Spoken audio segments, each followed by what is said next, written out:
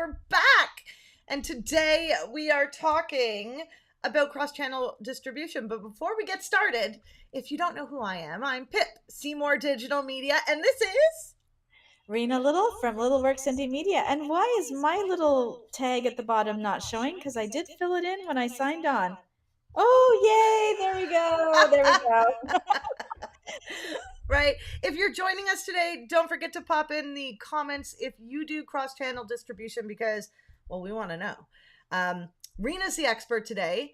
And if you're joining us on YouTube or anywhere else, just know Cyberpunk Marketing Geek Mixer. That's where we're actually live talking to our friends In and Facebook. and fam. Yeah, in Facebook. So Rena, you do social media, yeah? I do. That's one of the things for sure. And most people who do social media are just posting on like one channel Well, or the biggest thing that I see in social media that happens is that the content only lives on the social channel. So it doesn't point back to anything bigger.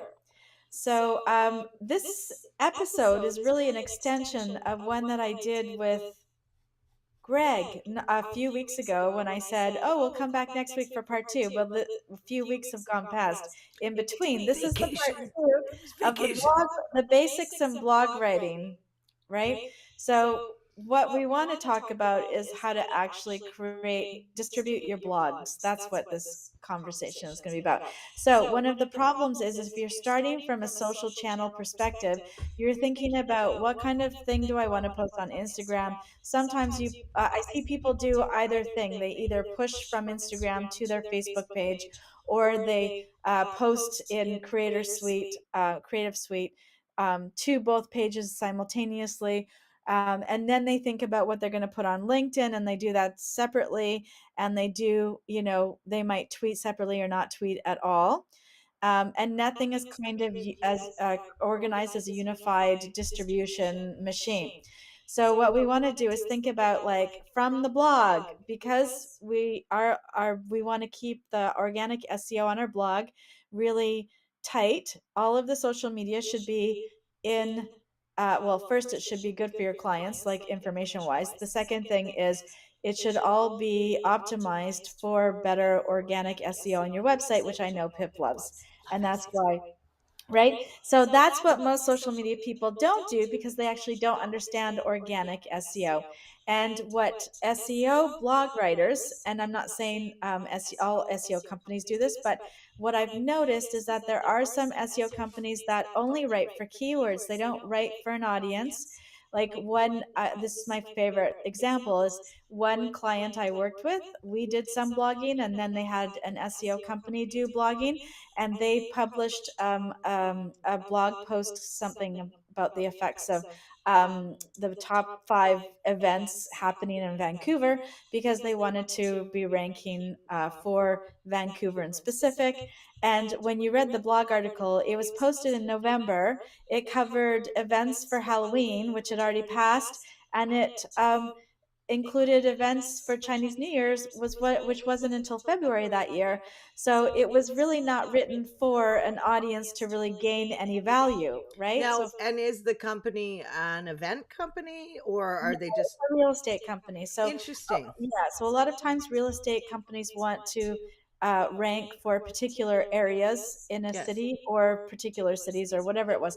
So this was the strategy this SEO company was going for, but it wasn't written for people. None of their blog articles had images on them, featured images on them. When they were shared on social media, it was a really boring post with just a link, because that's all they're concerned about, is providing that link back to that blog post on the social, which is super important for SEO. Which brings me back to, when we create posts for social, we need to do 2 things. We need to organize for this social algorithm.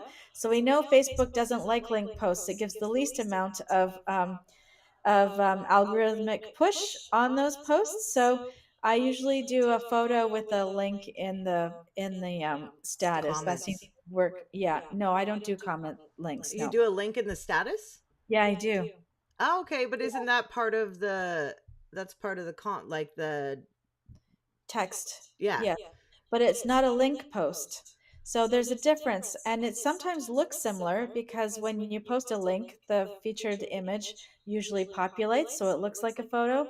Hmm. But that's not what you want to do. You want to upload your photo first, then drop your status in with the link, and then Facebook recognizes it as a photo post, not a link post. Okay, so let me get this right.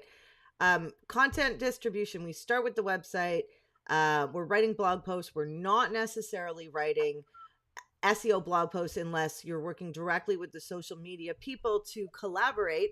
And we know that the latest algorithm update, which was valuable content, Yes. that SEO company that was doing that probably got them, they probably Yeah, went down in ranking because that's not useful to they. So if I sell, I don't know, vitamins, and then I talk about Halloween, yeah. it's not useful. No. So you want to get rid of that. But it's also not useful to post events that have happened in the past a month ago. Do you know what I mean? Like, that's not useful. So what you're going to get is an irritated reader who's maybe not going to look at your blog posts ever again. You're going to get somebody who moves away from that page rather quickly, which could increase your bounce rate. Mhm. And then you might even get some negative comments on your Facebook post because you're sending them to events that you know aren't relevant, or they're not good content. So yeah, so you really want to write for your audience first. That's a great point, Pip. I've always said that even before Google decided this, it was always kind of like, always write for your audience first, because if you can't get any traction on those posts, it's really not that useful. I don't know how many people have gone into Google Search Console or Google Analytics and looked at, are their blogs getting read? Are we seeing that? Yeah. So, but we're Yeah. talking about the distribution. So Yeah. paint me the picture Yes. of, I'm a business owner and I Yeah. do write a blog because I know it's important. So I got that step. But Yes. what does the whole picture look like of a content distribution strategy? Yes. Okay. So you might not want to be on every single channel. So you want to definitely, I know that Greg is a big fan of choosing the channels that you're going to be able to monitor and take a peek on. That's Excuse me. fair. Yeah, that is a fair approach. And I do agree with that. I definitely focus on Facebook because you have such great targeting, and you know how I feel about their ads. I still run their ads. Instagram for a lot of people is good. LinkedIn is pretty good, and then Twitter can be good. And then what I usually do is I organize it according to the client's goals and needs. So if they only have this much time for social, then I want them to focus on something in particular. And then what I usually do is organize everything else to be automated, and then they only really have to check in for comments, like on some of the other channels like Twitter. You don't have to do that immediately. So are you writing one blog post, and how long is it usually? Yeah, And then yeah, how often are you sharing it?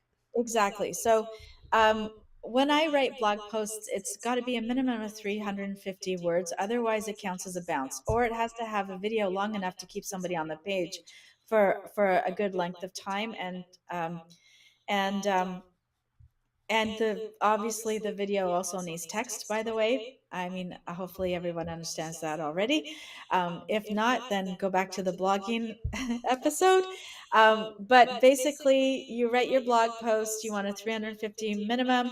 I like to do between 500, about 500 words. I feel like that allows me to get into enough detail. And I like to have series of blog posts that interconnect with internal linking system rather than having gigantic long blog posts. Now, I know everybody says that the long ones are ranking better, and that could be true. It's not about length, it's about quality.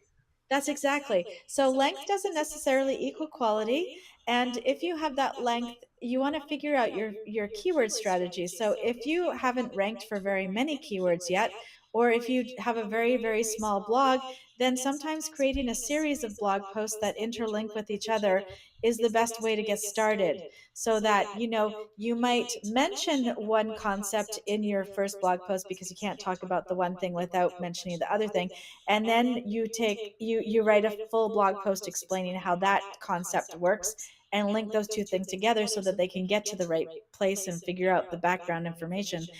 It creates a nice interlinking, and it provides two different keyword phrases to rank for, which is ideal, I think, especially when you get going. And then from that from that blog post, that, say, 500 words, if you like that, 350 to 500 or 750, whichever, it's that's not the, it really is about quality. What are you saying in that blog post that really directs how long that blog post needs to be? And then what you do is you create your newsletter. This is how I do it. I create the newsletter. I put the same image as my blog post in the newsletter. I put the headline in my newsletter, and then I put a little feeder piece of text. It could be the first sentence of your blog article, but sometimes that's too general, so it might be the first couple of sentences. Maybe I rewrite an introduction for that blog post. That's Okay. not, you can either copy and paste, or you rewrite it to make sure that that person is really excited about reading it and knows what the blog post is about, so that they understand that it's relevant for them. And then I put a link, learn more, read more, whatever you want to say, and you send them back to that website, because the blog, organic, um, organic SEO really loves that sort of hit of traffic. So increased traffic is excellent for your blog post, especially if you launch it, then you send out your email, and then you put out your social all in the same, like, day or two. Then you're getting that traffic in a timely way. Like, you publish that, then the traffic goes, and Google says, "Oh yes, they put something out. People liked it and came back," and it gives you a little bit more algorithmic hit. Same with the social post. If you put that out at a good time and you get a nice little engagement hit from your people, those engagements not only help circulate your link on social media, but it also provides a heavier weighted link to your website. So Google goes, "Oh, that's a heavier weighted link. And so that must be even better. It's performing well on social. I'll give you a little bit more of an algorithmic hit on your website." So what you want to do is get that newsletter out pretty quickly, and then get the social posts out. You don't want to do them exactly the same way. You don't want to do the exact same moment. Oh, I've got dogs in stereo here. Right. I just muted myself. Hold on. Okay. So so basically what we want to do is get that social content out. So you're going to change it slightly for each channel. So you can write, I like to write the longer ones on Instagram, because people generally don't go from Instagram to your website. That's not how they interact with content. So if I can, I'll write all of my points out quite uh, um, conclusively, and then the people are, you give them the opportunity in the link section, to go visit that blog post, but they don't have to. They get the good overview on the Instagram post as it is. On Facebook, on the other hand, I don't want to give them the summary. I do want to push them to the website, so I'll give them something that alludes nicely to what they're going to get, but not all the details on Facebook. And then with Twitter, it just goes the same thing. You can't put that much in Twitter. So what I usually do is I create a series of tweets that go out over the next, 5 to 7 days, to catch people at different times of the day with different kinds of focus on the tweet, like, so that people can identify that the content is good for them. And then not just one tweet. Please don't just put one tweet. And then on LinkedIn, I do the same thing on the business page. And then from the business page, I share it to my profile or my clients' profiles. And same with on Facebook, I put it to the business page first, then I share it to my profile. And Mm. I also share it to groups. So the more you can actually distribute that fully, the more bang for your buck you get on that piece of content that you created. If you are doing like one big blog post and then you're only ever putting it out once in one spot or not putting it out at all, that's a lot of wasted budget towards creating new content in my mind. It's like you should really, I like to focus on creating the least amount of content and distributing that the most. So that's all organic distribution that we talked about. And And you then, of can course, check that in Google Analytics if you're using different channels to see yes, where are people coming from, yes, right? yes. Which is Yeah, helpful. yes, absolutely. Google Analytics has been one of the biggest game changers when I start to look at, the pages that are doing the most well. Plus, you get that little piece of information like which keywords people are typing in to get your. Only if you attach Search Console to Google Analytics do you get Yes, that. yes, yes, yes. And that is super important. If you don't have Search Console or Google Analytics set up, that is definitely step number one. Please do that first. Excuse me one sec. Um, yeah. Much work this part takes, right? Because it's not just about the blogging, it's actually more about the distribution, because when you write it, it's not like they come running. No. um In fact, nobody knows that you've written a blog article unless you tell people that you've written a blog article. mm. Like that's really the key. So I actually have a nice little spreadsheet that I organize for all of my clients. Not a spreadsheet, but a tab on their content calendar, and I find groups that will want to read. So there's a Vancouver bloggers group. There's all the business groups that you can join, and you can actually share a lot of your content in those places. And what I do is I look up the groups on Facebook, I look up the groups on LinkedIn, I find out what the posting rules are, and I mark which ones I can post directly, and I just share my blog as my human person, not as my business. As a human person, I say, "Hey, I wrote this blog. I thought it would be of value. If you like it, let me know. If you have any questions, let me know."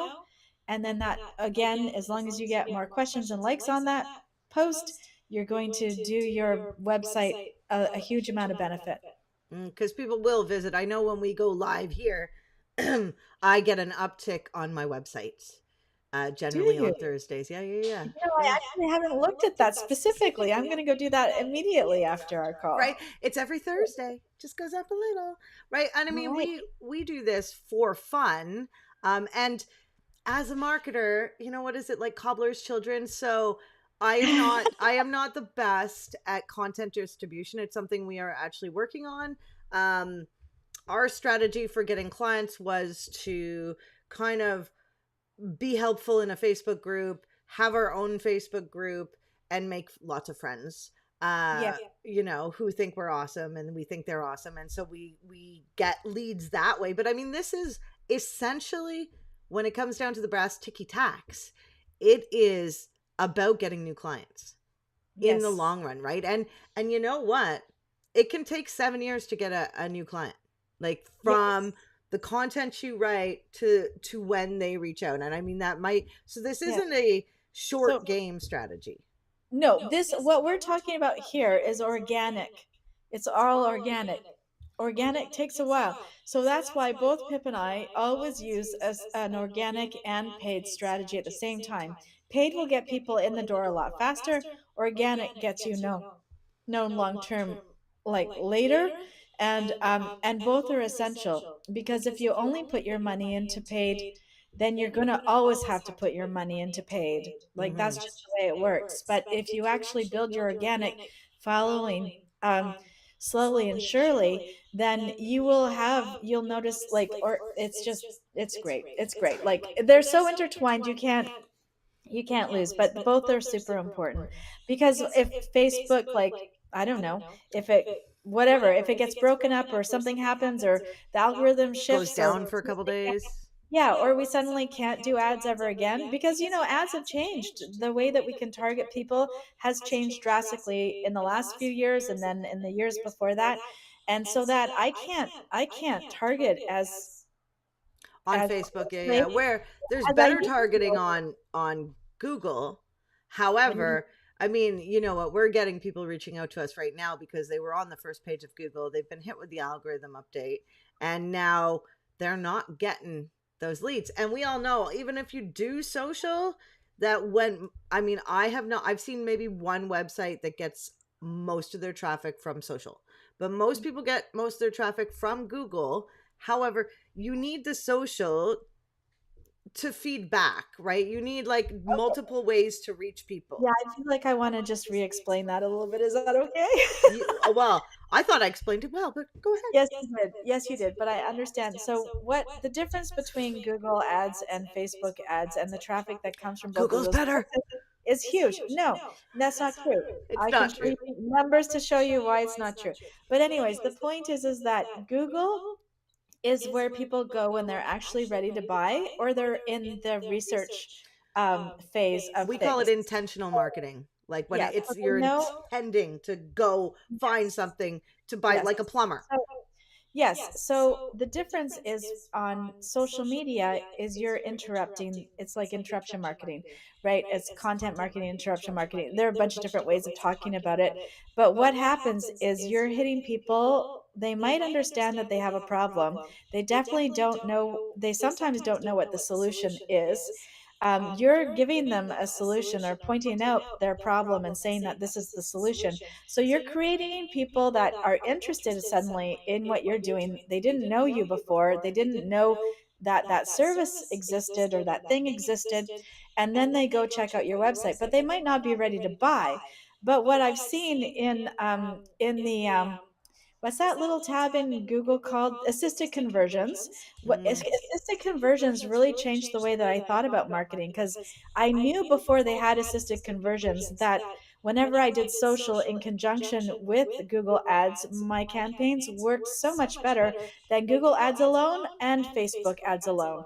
And that sort of like way that they work together. So the Facebook people, the Facebook ads send the traffic to the site, and then Google will retarget to those people to remind them that they have that problem. If hold on, you have to have retargeting set up, which means you have to have your Google Analytics set up properly, Yes, which you do. lots of people Yes, you don't. do. And it's turning Yes, you on do. things, tracking things. Yes, you do. And they And do. you need a privacy policy, just so you know, if you're doing anything like that. If you have Google Analytics on your site, you need a This is privacy about, policy. yes, Just this is an about aside. content distribution. We see from Google Ads, I mean, it is not, people always talk about the funnel and we all imagine this funnel like this, but the reality is that some people go to Google and then they go to Facebook and then they go to the website and then they go and they click on an ad in Google or organic and then they go to the website and then they buy.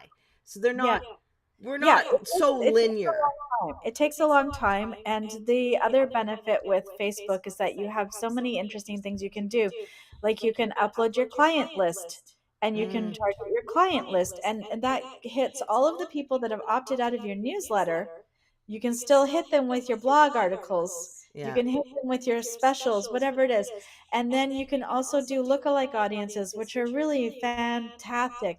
So you can track the traffic on your website and then you can create lookalike You can do audiences. that in Google Ads. Yeah, The exactly. the list though, so uploading a client list to Google Ads, you have to have spent over $50,000 in Google Ads before you can do that. Oh, really? Yeah, That's yeah, yeah. interesting. Oh, Yeah. that's very interesting. Well, you can do it in Facebook right away. Yeah. So but there's great audience targeting. There's But so much with marketing. and this is why I think that it's a really big mistake to feel like all of these things are separate opportunities that act independently and that you can try Facebook out and if Facebook doesn't work go to Twitter and try Twitter out and if that doesn't work go somewhere else.